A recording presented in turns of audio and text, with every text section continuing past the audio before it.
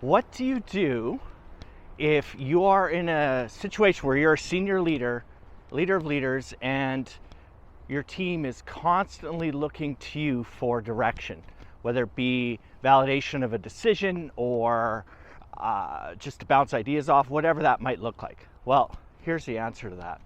So what started this was I did a seminar on my delegation decoder, and link should be below to download that free resource for you.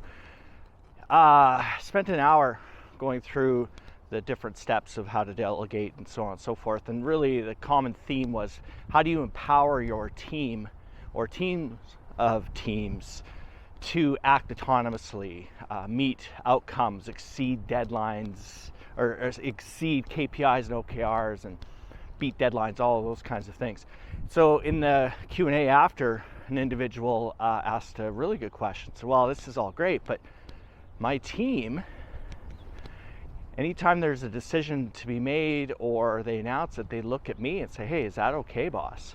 It's a great question, because this individual, from what I can tell, seems to be a pretty supportive leader and pretty easygoing and not a hard ass, at least from what I could gather. So it was a great question. So I answered it with a few different things, but and I'll just add to that here, because I think it's a very common problem when we talk about delegation, where we would love not to be doing all of the work, but maybe our team just isn't ready for it. So a couple things. One is, anytime you are being bombarded with a bunch of questions or looking to approve something, whatever that is, ask yourself a couple of questions. And this premise is all based on the fact that leadership really starts with you, always.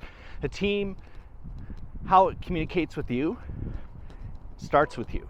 How a team decides to impart bad news, or if they don't, that starts with you. So all of this is wrapped around that lens of leadership really starts with you. So a question I ask and advise folks to ask is, one, did this individual, or does this individual, have the authority to make the decision? Do they have the authority? And in terms of authority, that can be formal. So maybe that's a spending limit for that particular level of the organization. Maybe it's job description. Maybe it's a labor relations, like an agreement or something like that. So do they have the authority? And within that, did you give them the authority to act on that and make the decision? If the answer is yes, then it's probably something else that's going on there, and it's a comfort. Does that individual have the comfort making the decision that is being required? And that comfort really comes down to psychological safety, and that's now going back to you as a leader. You provide that psychological safety. Yes, there's a whole bunch of other elements, but I'm talking to you, leaders. So does that individual have the comfort? Do they have the safety to make that decision? And if the answer is no, which frankly it probably is, because they wouldn't be asking you in the first place, then that is a coaching and a mentoring opportunity there. So now you've eliminated, can they make that decision? Formally, yes, it's comfort. All right, so now a little bit more to unpack. So that's where you go into, all right, so what have I done as a leader to create safety and clarity for this individual? Have I set clear expectations for the outcome? And that's a big part of delegation, is doing an end state, leader's intent and agreements and things like that. So have I created clarity in what the outcome needs to be? All right, perfect. That eliminates that. Have I given that individual the support required during this process? And that support could be the proper training, the proper resources, the proper mentorship, whatever that might look like. Have I done that? What is this individual's kind of disposition? Is it a lack of confidence in general? And now I'm not saying these issues will be easy to solve, but it starts with you. And so really viewing with interest and curiosity. So what is driving the behavior? That's really what we're talking about here as leaders. What is driving the behavior? Not why are they always talking to me? Why are they looking to me for approval? Why are they this? Why are they that? So then what you can start to do once you start to unravel this is really start to fix it. Right? So you have tried to diagnose the problem. Now you can try to fix it. So one of the ways you can do it is by looking at how you show up in meetings. Are you sitting at the head of the table? Are you sitting in a corner? Are you sitting in the middle? What's your body language? Are you the type of person that has folded arms all the time? If they do look to you for approval, what is your reaction? What do you say? Do you say, yeah, it looks good, but make sure we do this? Or, yeah, that'll work. Or, you know what, I've got nothing to say, and then you follow that up with 10 minutes of a diatribe, right? So those are some things, again, looking at your own behaviors. So what are you doing when they ask you those questions? What's your reaction? There also could be some larger cultural aspects to it as well. I just spent a bunch of time in the Middle East, and I'm not discounting what that looks like. So it's a little bit windy here, so just turning around. So I'm not discounting what that looks like, right? There are all sorts of socioeconomic and political and cultural kinds of challenges that are sometimes being faced in the workplace. Totally get it. So those are some things. And then I advised to this individual, sometimes leadership isn't about nuance. It's not about nuance. It's not about being subtle.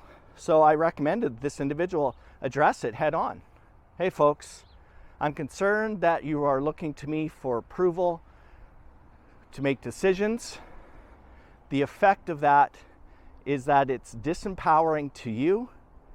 It makes me really, really busy, and it goes against the values of the organization of empowerment or whatever that looks like. So what you've done there is you've done the B method, you've done the behavior. So what is the behavior? You address that. What is the emotion that you're feeling? That's the concern. And what is the effect? So it's disempowering, it's making me really busy, all of those kinds of things around that. So address it just like that. You can address it in the room, you can address it in one-on-ones, and start to change that culture. But here's the catch, folks, here's the catch. Sometimes you will have an opinion. If you're like me, you have an opinion on an awful lot of things. I would caution you not to jump in all the time. You're talking about changing behavior. So as a result, be very aware if they say, hey boss, like, what do you think? Be very aware of your body language, be very aware of your propensity or your desire to help and jump in, go into that diatribe. I'd recommend saying, hey, you know what? You're empowered to make the decision. You've done all the legwork. I trust you and I support you 100%. Start there. Start changing that culture. And then you'll start to create that psychological safety so individuals will stop coming to you as often as they do, looking for approval. And then that will in turn free you up to do the mentorship and the coaching. And so making sure that you're following up and supporting individuals, because you also don't want to give the impression that, hey, you know what, I'm out. I don't care, do what you want, because that's not right either. So doing that softer approach around that I message and following up with, hey, I support you, I trust you. You've been empowered to make the decision. I've asked you to do that, and leave it at that. So hopefully that's helpful. You know, there's a whole bunch of other things that go into leadership presence, and that's another aspect of it is again, I alluded to, how do you show up in meetings? How do you show up in conversations? What's the tone of voice? All sorts of things there. But essentially, we talk a lot about that in our executive program around leadership presence and your energy and all of those little nuances I kind of glossed over earlier about positioning in the room and the energy that you bring into a room, all sorts of elements like that. Are you a stress case? Are you totally hands off? Are you overbearing? Are you bombastic? Are you super quiet? And there's a right time and a maybe wrong time for all of those approaches, but that's really what we're talking about here is how are you showing up as a leader? And key premise, it always starts with you. This issue around team behavior and so on and so forth, there's a reason that they're doing what they're doing. And if you want to diagnose the problem, first figure out what is driving that behavior, and then what ownership do you have in that behavior? Because I can promise you, if that's what's happening, you are part of the problem, but the empowering part, the good part, is you can be part of the solution. So hopefully that helps.